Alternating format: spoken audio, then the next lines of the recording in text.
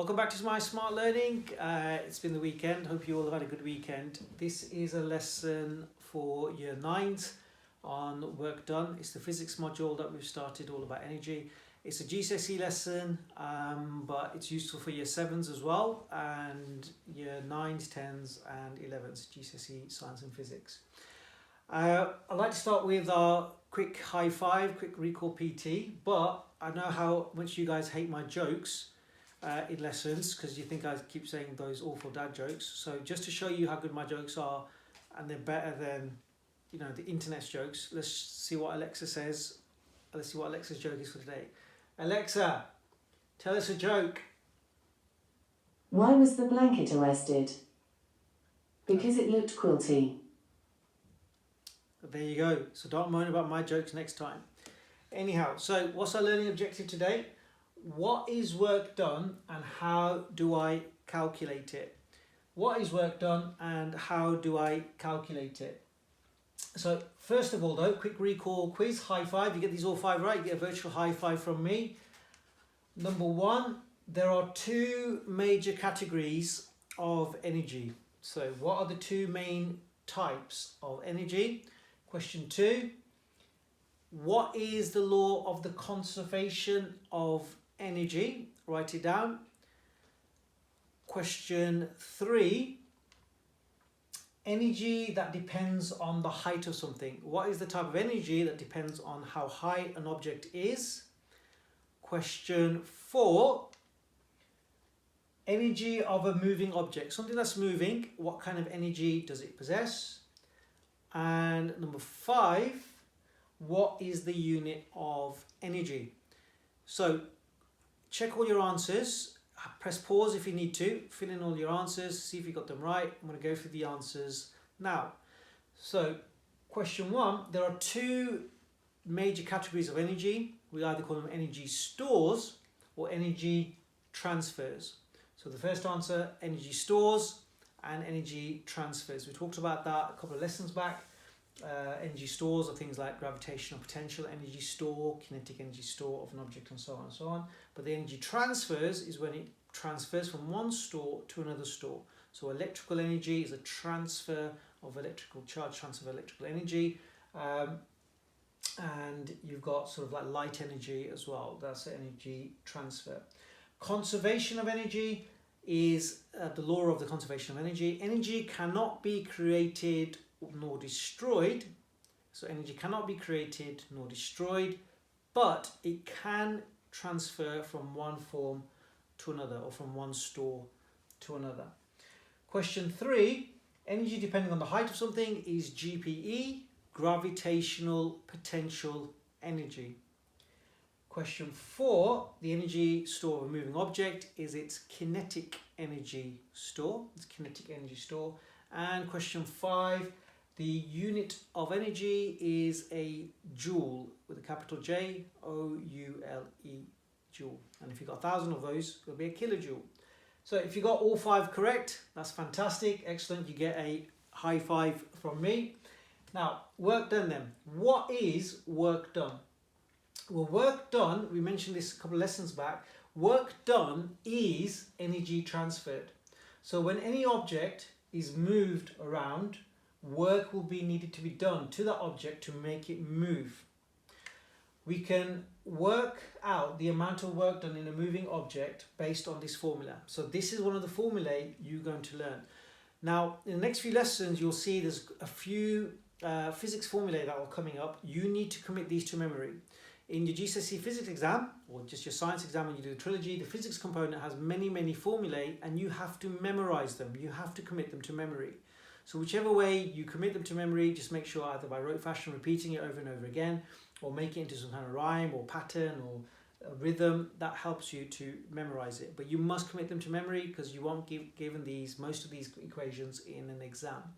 So what is the one for work done? Remember, work done is energy transferred, or energy transferred is work done. So when something is moved from one place to another place, work is being done. Energy is being transferred into that object to make it move. So the formula then is this. Work done is the force times the distance the object moves in a straight line. Okay, so it can't be if it's going like this, it has to be moving in a straight line. So you're either moving up in a straight line or moving across in a straight line. Now obviously if an object is moving like this or at an angle, you can calculate the work done, but that gets a bit more complicated because you need to sort of work out the angle it's moving at. That's more of a A-level type question or more of a higher grade question on GSCE. But for the basics for the minute, work done is the force times the distance moved. Now what units are we talking about here? So work done is energy transferred. So what unit would we use for work done? Well, it's energy, it's to do with energy. So energy transferred will be in joules. A force, well, what's a force measured in? A force is measured in newtons. And the distance moved of an object, well, how far it's moved, it's going to be in meters. So if a question gives you the information and gives you in centimeters, you must make sure you convert it into meters. So for instance, if it says it's moved 50 centimeters, that's going to be half a meter, 0.5 meters. So as simple as that. Now what does the equation look like if I put it into one of those formula triangles? Well, if I put it into this formula triangle, work done goes at the top because these two guys are at the bottom because you're multiplying those two together. So force times distance. Now if you notice something a bit strange has just happened, there's the letter S there and not D, which you would assume, because work done is W there, the force is F there, but the distance moved, I've got this little S there. Now that's a bit strange. Why? Well, in physics, we've got certain letters represent certain things, and we don't use the letter D for distance. So in physics, we use the letter S for the distance it moves, which is a little bit confusing.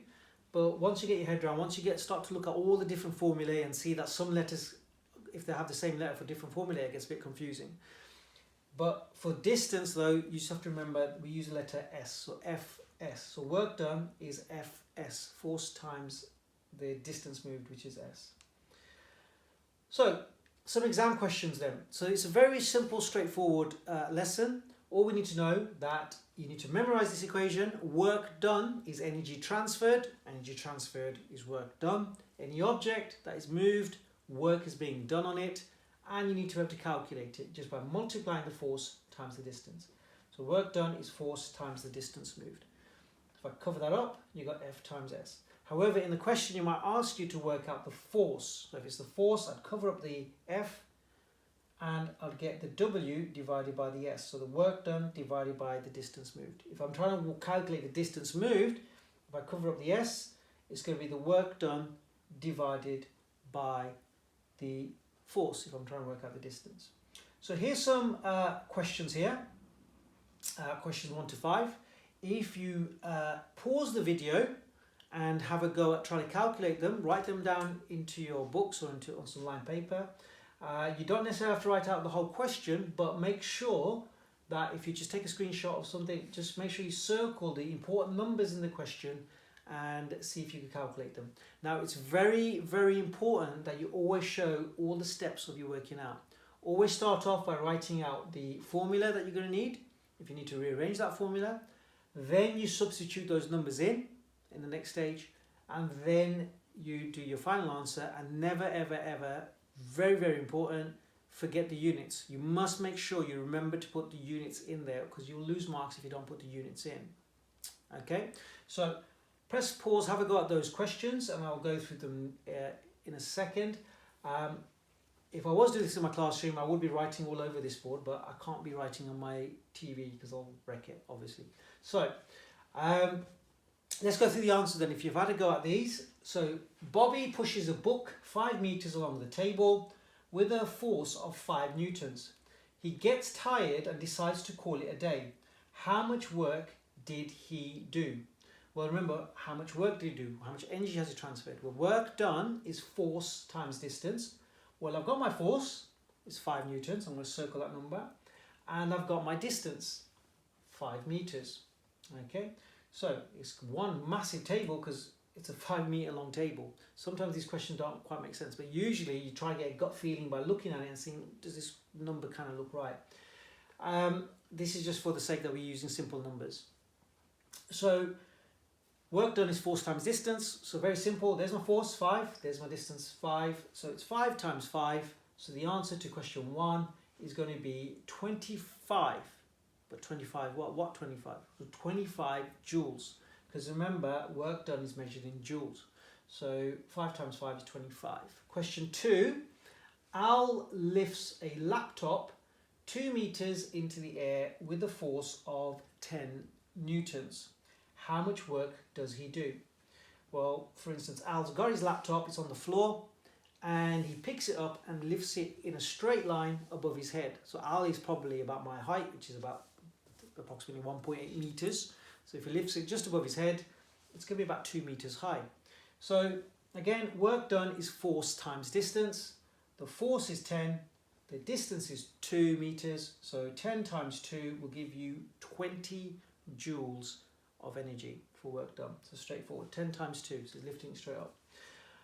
Question 3, Mr. Hoare does 200 joules of work by pushing a wheelbarrow with a force of 50 newtons. Now I know Mr. Hoare likes his gardening, so he'll be pushing his wheelbarrow probably right now in these allotments, doing his gardening to make his, to grow his vegetables and harvest his vegetables. So, but here it's asking me how far has he pushed it. So it's asking me how far. So which bit do I need? It's far, so it's the distance. I'm trying to calculate the distance. So if I cover up the S, it's going to be the work done divided by the force. So the work done is here, because he's done 200 joules of work, and he's pushing the wheelbarrow, and he's used a force of 50 newtons. So the distance is work done divided by the force. So here's the work done, there's the force, so it's 200 divided by 50, which equals 4. So how far did he move it? For what? Well, the distance is moved, it has to be in meters, so it's going to be in 4 meters. So he's moved his wheelbarrow 4 meters. Question 4. Chris cuddles his cat and lifts it 1.5 meters into the air. Well, Chris must be a little boy, because 1.5 meters is probably about my shoulder, and if he's lifting the cat that high, he must be a little child. So if he did 75 joules of work on this cat, how much force did he use? So this question, I'm trying to calculate the force. I need the force. It's told me the work done, and it's told me the distance. So the force is the work done divided by the distance. So work done is 75 divided by the distance. So I need to get my calculator, because I can't do that one in my head.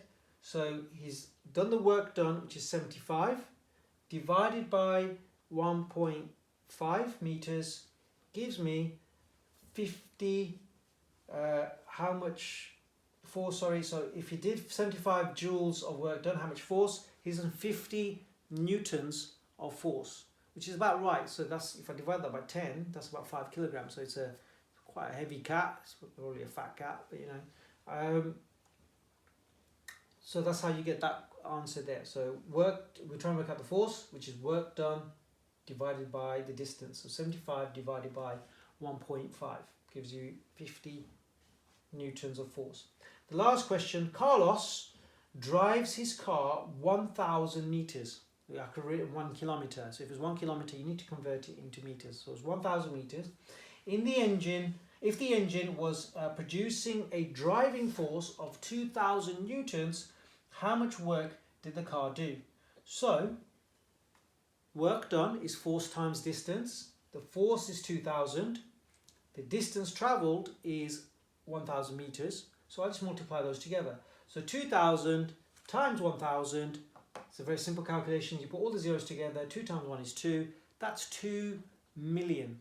So this could be 2 with 6 zeros. 2 million joules of energy, because you don't forget the units, because it is joules for work done. So 2 million joules of energy. Now, instead of writing all those zeros, when we have things like 1,000, we put K for kilojoules. But if it's million, we put the capital letter M, and then the J stands for megajoules. Just don't get confused. MJ does not stand for Michael Jackson. Do you like that joke? No, okay. I'll go back to Alexa in a minute. MJ is not Michael Jackson. MJ is megajoules. Megajoules. There's a capital M, just like on your memory stick. MB makes megabytes, anything mega. So that will be 2 million joules or 2 megajoules of energy or work done is energy transferred. So that's the end of the lesson on work done. It's a simple, quick one. Make sure you finish the stuff that I set on Show My Homework. Go through the questions on the BBC Bite Size. Make sure you use the revision guide on the pages that have got the information on work done. Use your Caboodle online textbook. Make sure you make your notes on work done. Get the key points down. Try the questions in the textbook as well on work done. And I hope this has been useful. And if you've learned something today, make sure you watch all the videos, you like the videos, you subscribe, and we'll see you. Make sure you share it as well. And we'll see you on the next video, which is all going to be about gravitational potential energy. Look after yourselves, and I'll see you on the next video. Take care.